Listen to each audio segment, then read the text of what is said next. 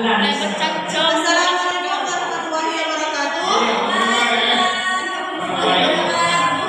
Yang saya hormati dosen pembimbing mata kuliah pendidikan kewarganegaraan Bapak Ali Ahmad SPD MPD, yang teman-teman yang saya cinta sayangi.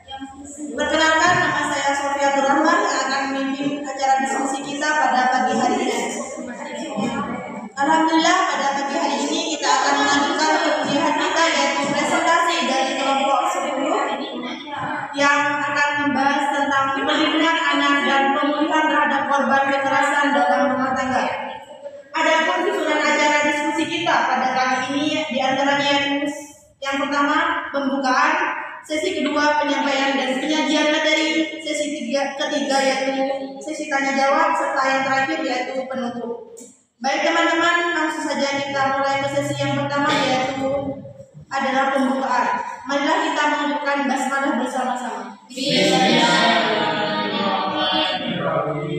Selanjutnya yaitu penyampaian dan penyajian materi. Saya persilakan pemateri untuk membacakan materi.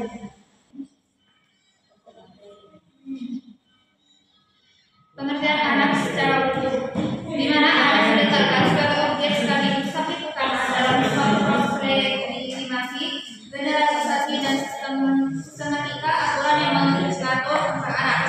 Perlindungan hukum terhadap eksistensi dan hak anak. Adapun unsur internal pada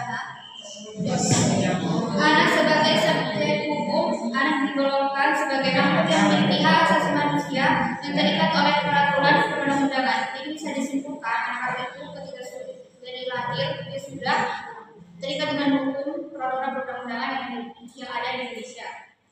Yang kedua, persamaan hak dan kewajiban. Seorang anak akan memiliki hak dan kewajiban yang sama dengan orang dewasa sesuai ketentuan dan perundang-undangan. Adapun unsur eksternal dalam didik anak ialah a. Adanya ketentuan hukum dengan asas persamaan dalam hukum atau equality before the law.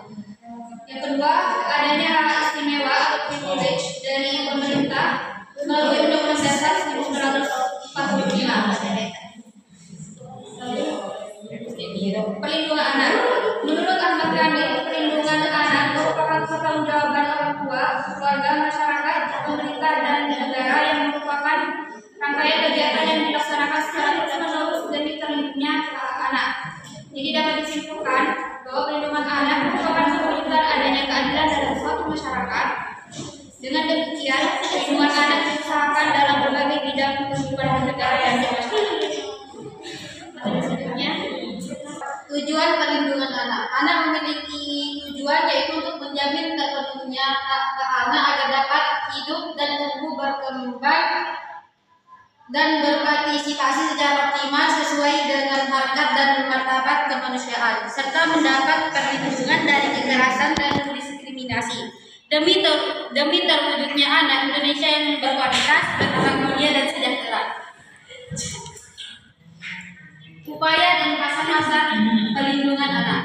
Bagi tolak pada konsep perlindungan anak yang utuh, menyeluruh dan komprehensif, maka undang-undang tersebut meletakkan kewajiban memberikan perlindungan kepada anak berdasarkan asas-asas non-diskriminasi, asas kepentingan yang terbaik untuk anak, asas hak untuk hidup, kelangsungan hidup dan perkembangan, serta asas penghargaan terhadap pandangan atau pendapat anak.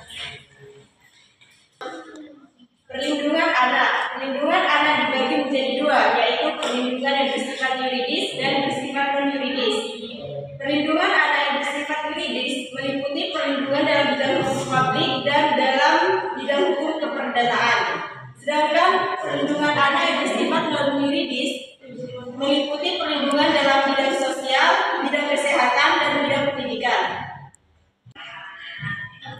Pasal-pasal perlindungan anak, pasal 23 dan pasal 24, yaitu mengatur mengenai jaminan negara dan pemerintah atas penyelenggaraan perlindungan anak. Negara dan pemerintah menjamin perlindungan, pemeliharaan, dan kesejahteraan anak dengan memperhatikan hak dan kewajiban orang tua, wali, atau orang tua lain yang secara hukum bertanggung jawab terhadap anak. Pasal 72 ayat 2 menyebutkan bahwa lembaga perlindungan anak, lembaga sosial kemasyarakatan, lembaga swadaya masyarakat, lembaga pendidikan, lembaga keamanan, badan usaha dan media massa.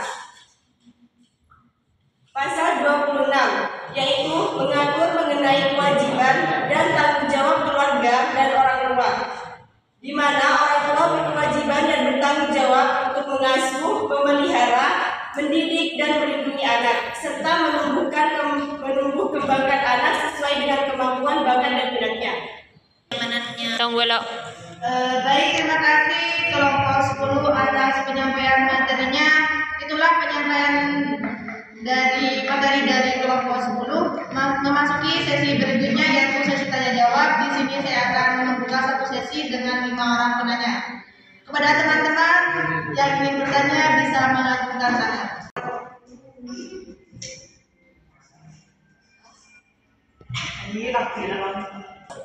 Perkenalkan, nama saya Siti Areni. Saya ingin bertanya, mengapa anak yang menjadi korban kekerasan perlu diberikan perlindungan khusus atau perlindungan hukum?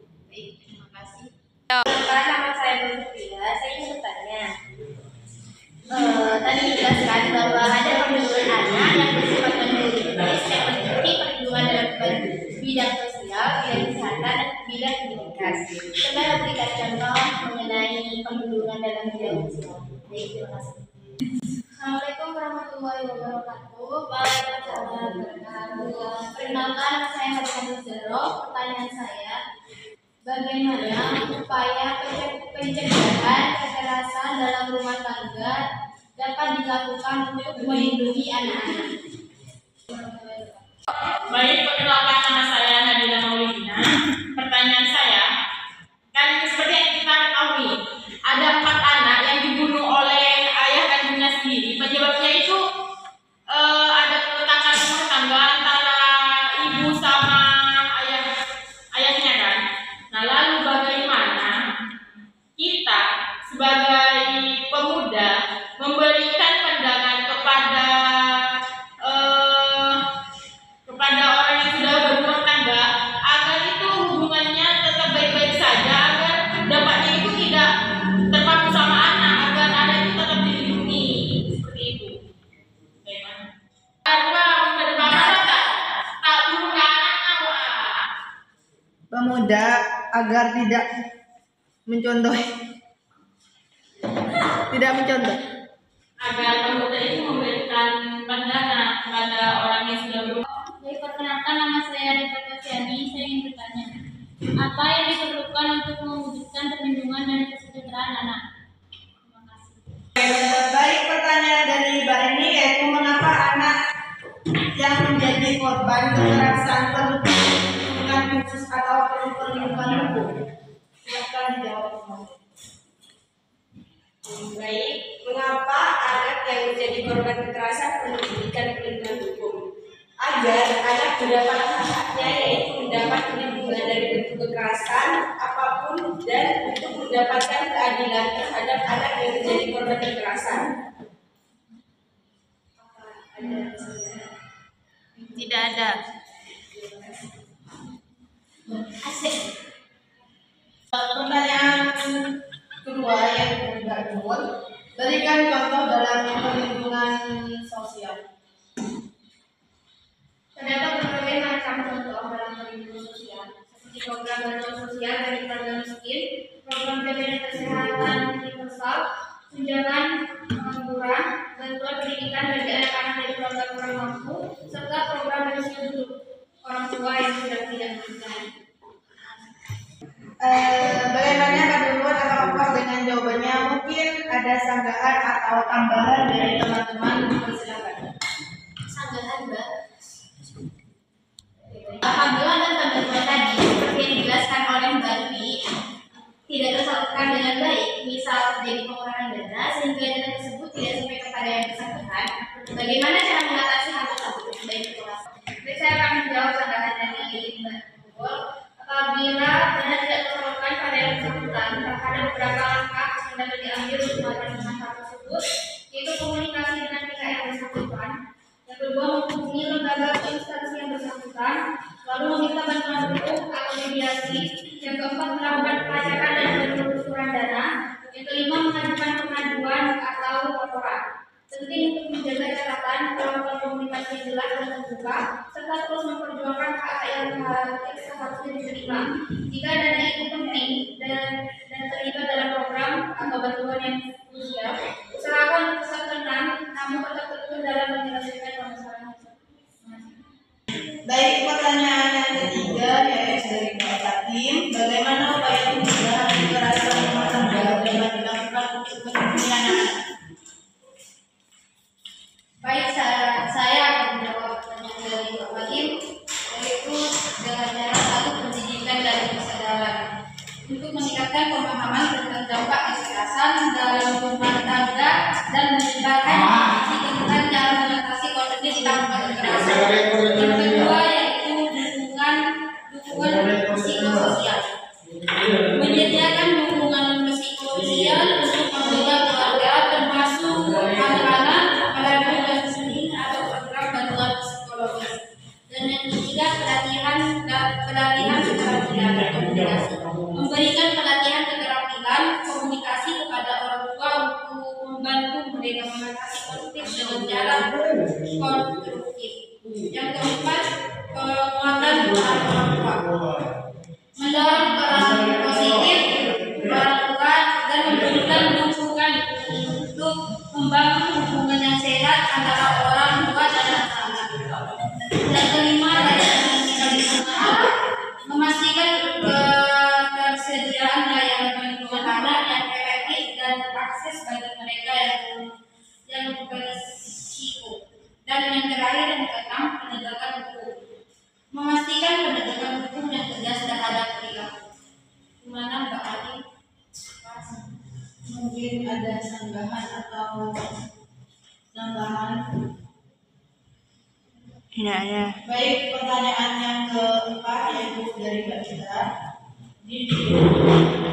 Apa yang diperlukan untuk mewujudkan perlindungan dan kesejahteraan anak?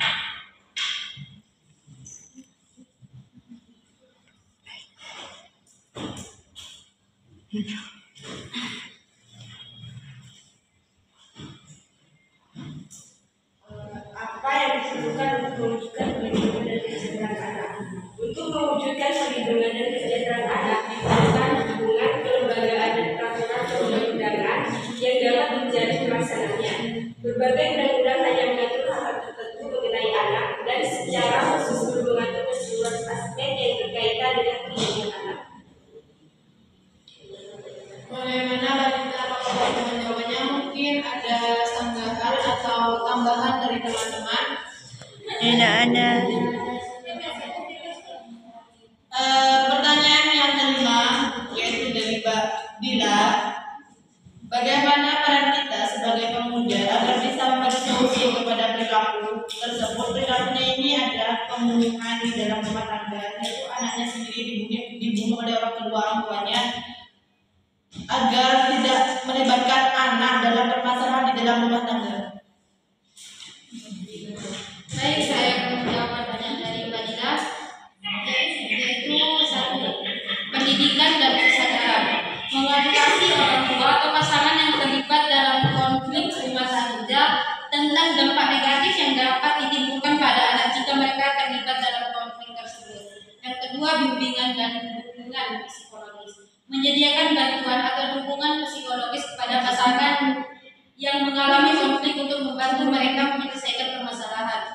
Yang ketiga, mediasi dan konseling, memfasilitas proses media atau konseling untuk membantu pasangan menemukan solusi atas permasalahan mereka dengan cara yang lebih konstruktif dan tanpa membawa anak ke dalam konflik. Yang keempat, mempromosikan hubungan yang sehat, memperjuangkan budaya dan nilai-nilai yang mendorong hubungan yang sehat antara pasangan, seperti komunikasi yang baik, saling pengertian, dan kerjasama dalam mengatasi masalah.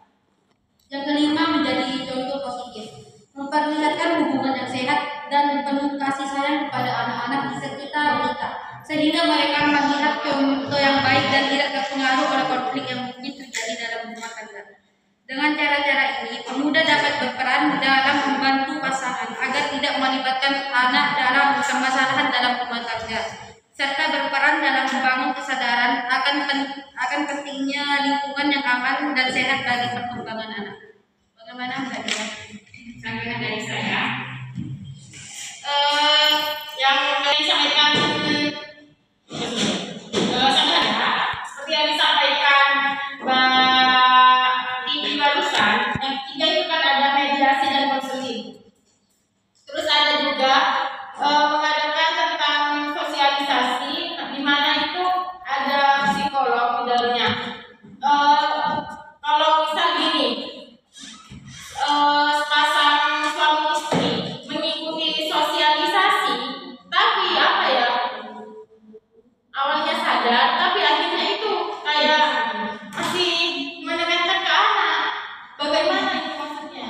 Apakah sosialisasinya itu gagal dalam mencerminkan ke suami istri tersebut atau bagaimana?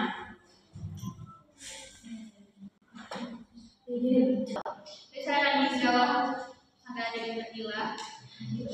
Itu tergantung dari si orang itu sendiri. Kalau dia itu sosialisasi tapi dia tidak berubah, berarti dari bapaknya dia sendiri yang seperti itu tidak bisa berubah.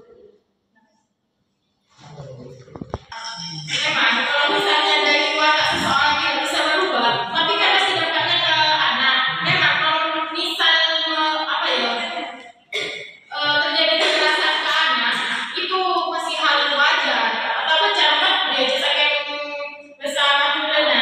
Tapi kalau misalnya seperti pernyataan saya yang tadi, kalau sampai anak itu sampai dibunuh itu bagaimana? Apakah peran pemerintah tidak ada turun tangan ke semua masyarakat yang ada di negara ini? Jadi saya akan menjawab pertanyaan saya.